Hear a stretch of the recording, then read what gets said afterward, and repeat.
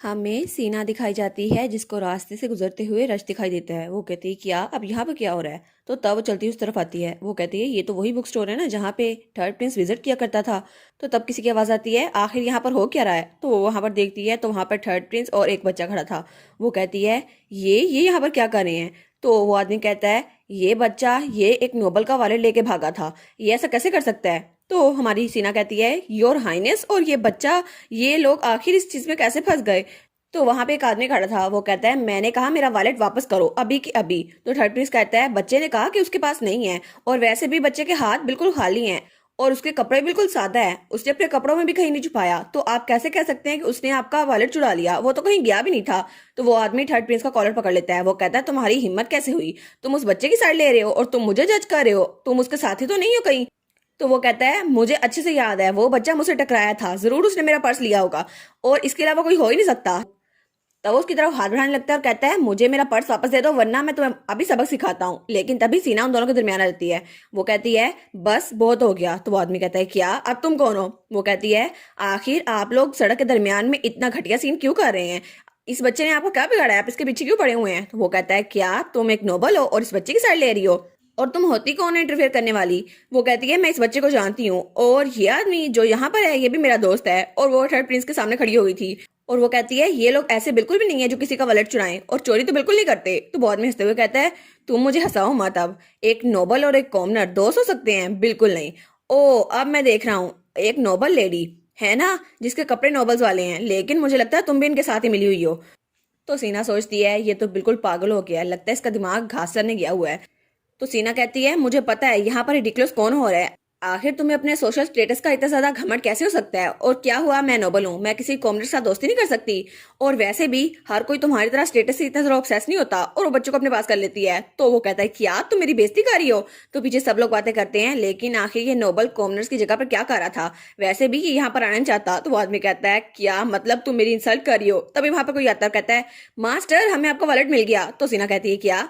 तो वो आदमी कहता है ये तो उसी सड़क पे गिरा था जहां से हम गुजरे थे, आपने वहां गिरा दिया था लेकिन हमें मिल गया। तो वो आदमी कहता है हैं मैंने गिराया था। और सब लोग पीछे से घूर के उसी को देखी जा रहे होते हैं। तो वो जल्दी से वहां से भागने लगता है। वो कहता है ठीक है चलो यहाँ से। तो सीना कहती है रुक तो जाओ, पहले माफी तो मांग के जाओ। लेकिन जल्दी से वो अपने सर्वेंट के साथ वहां से भाग जाता है। तो थोड़ी देर बाद सीना उस बच्चे को वहां बिठाती है। वो कहती है आखिर में वो बिना सॉरी कहीं भाग गया, लेकिन क्या तुम ठीक हो। तो वो कहता है हाँ हाँ मैं ठीक हूँ। तो सीना कहती है थर्ड प्रिंस क्या आप ठीक हैं। वो कहता है हाँ मैं भी ठीक हूँ। तो वो बच्चा कहता है thank you so much teacher मेरी हेल्प करने के लिए। तो तब वो कहती है नहीं नहीं कोई बात नहीं, वैसे भी ये गलत फहमी थी जो बिल्कुल साफ हो गई है। तो थर्ड प्रिंस कहता है टीचर। तो वो बच्चा उसके सामने झुकते हुए कहता है और आपका भी थैंक यू बिग ब्रदर। वो कहता है नहीं नहीं मैं बस खुश हूं कि तुम सेफ हो।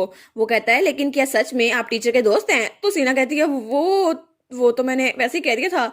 लेकिन थर्ड प्रिंस कहता है वेल अब मुझे लगता है मैं उसका दोस्त हूँ। और वो भी थोड़ा ऑकवर्ड हो गया था। तो वो बच्चा कहता है सच में आप टीचर के दोस्त हैं है ना। तो हमारी सीना सोचती है अच्छा तो इसका मतलब है मैं सच में उसकी दोस्त बन गई, चलो ये तो अच्छा हुआ, मेरा काम आसान हो जाएगा। तो वो बच्चा उन दोनों को पकड़ते हुए कहता है टीचर का दोस्त है ना तो फिर आपको भी हमारी क्लास में आना चाहिए। तो थर्ड प्रिंस कहता है क्या क्लास। तो वो कहता है हाँ हाँ बिल्कुल मिस मेल्टन हमें मैजिक सिखाती हैं सब बच्चों को। तो वो कहता है क्या मैजिक। तो सीना कहती है I guess magic lesson commoners के लिए बहुत ज्यादा अनकॉमन है और वैसे भी वो प्रॉपर एजुकेशन को अफोर्ड नहीं कर सकते, इसलिए मैं उन्हें सिखाती हूँ। तो बच्चा कहता है ये ठीक होगा ना टीचर, आपके दोस्त हमारे साथ आए क्लास में, वैसे भी उनको मैजिक पावर्स के बारे में सीखने की जरूरत है और वैसे भी आपने कहा था कि हम अपने दोस्तों को लेके आ सकते हैं मैजिक क्लास में। तो थर्ड प्रिंस कहता है मैजिक क्लास। तो वो कहती है नहीं मुझे लगता है कि आप थोड़ा बिजी हैं, अगर आपको आना नहीं है तो आप ना आए है ना। तो वो कहता है नहीं नहीं मैं जरूर आऊंगा। तो सीना कहती है सच में। तो वो बच्चा कहता है ये आने वाले हैं।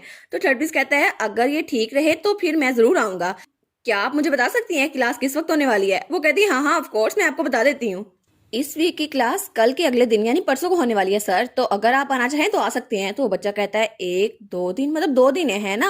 तो थर्ड प्रिंस कहता है अच्छा परसों, फिर तो मैं आ जाऊंगा, मुझे लगता है मेरे पास कोई प्लान नहीं है तो फिर मैं आ सकता हूँ। वो कहती है हाँ हाँ श्योर। तो वो बच्चा कहता है लेकिन बड़े भाई क्या आपको भी मैजिक यूज करना आता है। वो कहता है नहीं नहीं मुझे मैजिक यूज नहीं करना आता, लेकिन मैं तुम्हारी टीचर का दोस्त हूँ ना तो क्या मैं आ सकता हूँ। वो बच्चा कहता है हाँ हाँ ऑफ कोर्स आपको जरूर आना होगा।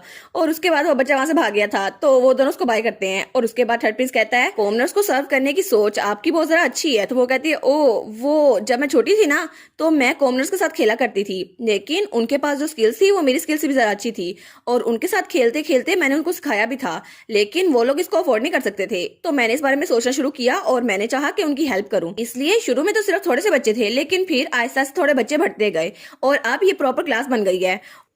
और वो कहती है, लेकिन फिर भी ये एक्चुअल क्लास थोड़ी है, मैं थोड़ी ना उनको सिखा रही हूँ, मैं तो बस उनके साथ खेलती हूँ। वैसे भी मैं कौन सा ऑफिशियल टीचर हूँ, मुझे तो बस जो आता है मैं उनको सिखा देती हूँ। वो कहता है, माय लेडी, लेकिन फिर भी आप बहुत ज्यादा थॉटफुल हैं। तो वो कहती है, लेकिन उससे भी जरा है बात, क्या आपको मैजिक नहीं आता? आप तो स्पिरिट मैजिक में मास्टर हैं, तो फिर आप मैजिक क्लास को क्यों अटेंड करना चाहते हैं? वो कहता है, क्या, लेकिन तुम्हें कैसे पता कि मेरे पास स्पिरिट मैजिक है? वो कहती है, मैंने तो भाई से सुना था, वैसे भी ड्यूक ने कहा था कि मॉन्स्टर के साथ इनकाउंटर करते हुए आपने उनकी हेल्प की थी। वो कहता है, अच्छा वो कहता है, मैंने तो सिर्फ बुक से सीखा था, वैसे भी मैं कभी अकेडमी में नहीं गया, तो मुझे नहीं पता कि असल क्लास कैसी होती है, इसलिए मैं थोड़ा क्यूरियस हो रहा था। तो वो सोचती है, ओ तो इसको इम्पीरियल सपोर्ट नहीं मिली, शायद इसलिए कुछ सीख नहीं पाया। वो कहती है, शायद इससे मेरा इमेज अच्छा बन जाएगा, अब मुझे इसकी हेल्प करनी चाहिए। तो तब सीना कहती है, योर हाइनेस। तो वो कहता है, हाँ। तो वो इधर तो देखती है, वहां पे कोई भी नहीं था। वो कहती है, ठीक है, कोई भी नहीं यहाँ पर। तो वो उसके सामने झुकते हुए कहती है, मुझे माफ कीजिएगा, कल मैंने आपके साथ बहुत जरा बदतमीजी की थी, और कल मुझे सच में लगा था कि आपने वो चीज चुराई है, लेकिन मुझे नहीं पता था वो आपके लिए इतनी जरा मीनिंगफुल है, इसलिए मैं सच में माफी मांगती हूँ, मुझे गलतफहमी हो गई थी, और प्लीज इस बात को समझिए, वो सब कुछ मैंने सिर्फ सेल्फ डिफेंस में किया था। तो वो कहता है, अच्छा ठीक है, वैसे भी कल मैं भी बहुत जरा रूड था, और अभी तक मुझे तुम्हारा नाम नहीं पता चला, तुम्हारा नाम क्या है? तो वो कहती है, मेरा नाम है सीना मेल्टन, और मैं बैरन मेल्टन की बेटी हूँ। तो वो कहता है, अच्छा, तो प्लीज कल मेरी बदतमीजी के लिए मुझे माफ कीजिएगा लेडी सीना। और तब उसकी तरफ हाथ बढ़ाता है, तो सीना उसके हाथ को देखती है और दोनों हाथ मिलाते हैं, और तब उनकी दोस्ती हो गई थी। वो कहता है, ठीक है, तो अब मुझे दोबारा फिक्र करने की जरूरत नहीं है ना कि आप मुझे देखते ही मारना शुरू कर देंगी? वो कहती है, नहीं नहीं, और आप मुझे देख के भागेंगे नहीं, है ना? तो वो कहता है, हाँ हाँ बिल्कुल ऐसा ही होगा। और इसके बाद उन दोनों की दोस्ती हो गई थी। और उसके बाद सीन चेंज होता है और हमें कुछ दिनों बाद का सीन दिखा रहता है, जब हमारी एलिस की मेड आइलीन वो कहती है, oh my God my lady, ये कपड़े तो आप पे बहुत ज़्यादा सूट कर रहे हैं। और तब हमारी एलिस न्यू ड्रेस के साथ थी। वो कहती है, सच में ये मुझ पे सूट करते हैं? वो कहती है, हाँ हाँ बिल्कुल, आप तो आज बहुत ज़्यादा ब्यूटीफुल लग रही हैं, स्पेशली आज तो बहुत ही ज़्यादा। वो कहती है, लगता है ये सारे ड्रेस मुझ पे मैच हो रहे हैं, अच्छा हुआ मैंने कोट सेट के बगैर ड्रेस बनवा लिए। वो कहती है, लेकिन मुझे लगता है इस सब की सबसे बड़ी वजह आपकी वेडिंग रिंग है। तो एलिस कहती है, अच्छा मेरी वेडिंग रिंग? और वो सोचती है, जब से सबको खबर मिली है कि मुझे वेडिंग रिंग मिली है, ये खबर तो जंगल में आग की तरह फैल गई है, हर मेड मुझसे आके पूछ रही है, और सब कह रही थी हमने सुना ड्यूक ने खुद ये बनवाई है।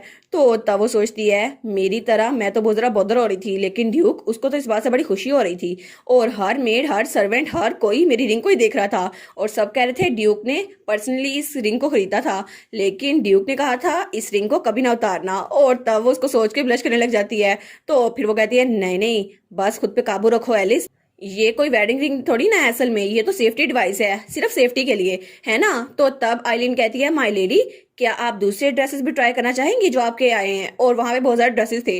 वो कहती है, बस आज के लिए इतना ही काफी है। तब वो सोफे पे बैठते हुए सोचती है, आज तो मैं बहुत ज्यादा थक गई, अब मैं सोच रही हूँ तो सीना इस वक्त तो वॉलंटियर वर्क कर रही होगी, है ना, और मैं यहाँ ड्रेस सेलेक्ट कर रही हूँ, वो तो सच में कॉमनर्स की हेल्प कर रही थी, हालांकि ओरिजिनल स्टोरी में ऐसा कुछ था नहीं, लेकिन सच में ये तो हीरोइन वाले काम है जो वो कर रही है। और वो सोचती है, जब मैंने उससे पूछा कि वो कहाँ जा रही है, तो उसने कहा मैं थर्ड प्रिंस से मिल जा रही हूँ, इसके अलावा उसने मुझे कुछ नहीं बताया, तो मुझे पता नहीं चल रहा कि स्टोरी कितनी प्रोग्रेस हो रही है, लेकिन चलो खैर, बस उसने मुझे इतना सा बता दिया। वो सोचती है, हंटिंग कॉम्पिटिशन तो जल्दी आने वाला है, और तब हमें एम्प्रेस के खिलाफ जाने के लिए थर्ड प्रिंस को यूज करना होगा, ताकि हम उसे क्राउन प्रिंस बना सके, और हमें उस वक्त का इंतजार करना होगा, लेकिन थर्ड प्रिंस को बनाना तो सिर्फ अब सीना के हाथ में है। वो कहती है, हाँ ठीक है, अब सिर्फ एक काम रह गया है, हमें सीना को ट्रस्ट करना होगा, सारा काम अब तुम पे है सीना, हमें तुम पे ट्रस्ट है। और इसी के साथ ये वाला पार्ट यहाँ पर ख़त्म।